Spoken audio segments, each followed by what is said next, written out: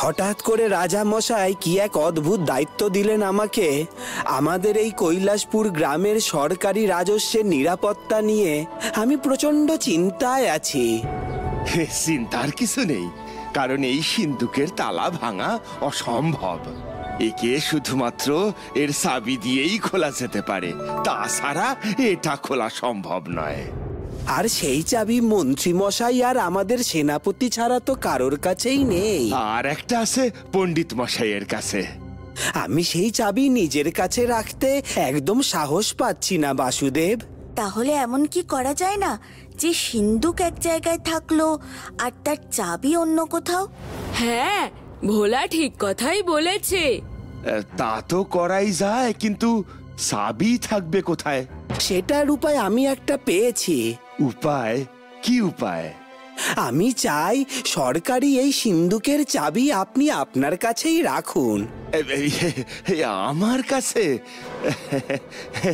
আপনি দয়া করে না করবেন না। আমার বয়স হয়েছে, জমিদার মশাইয়ের কাছে রাখা যেত, কিন্তু আমাদের মহারাজ তো সেটা চান না।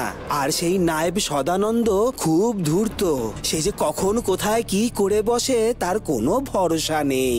আপনি বিচক্ষণ মানুষ, আপনার কাছেই থাকুক এই সিন্ধুকের চাবি।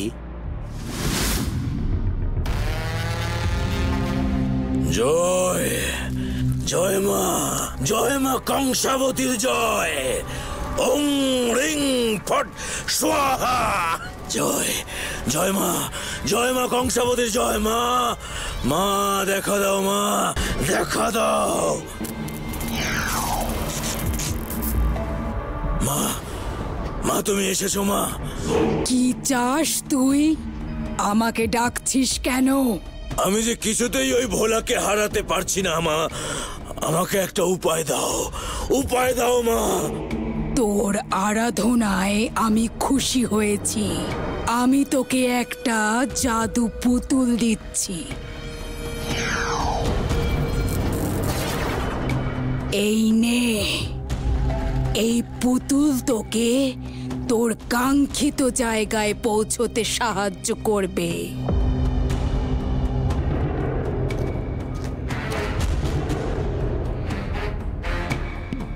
সে কি গুরুদেব, হঠাৎ আপনি পুতুল নিয়ে খেলা শুরু করলেন?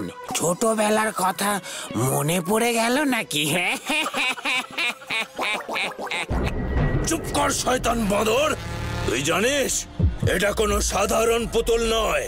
এই পুতুল এনে দেবে আমাকে কৈলাসপুর গ্রামের সরকারি রাজস্ব, আর আমি হব কৈলাসপুরের রাজা।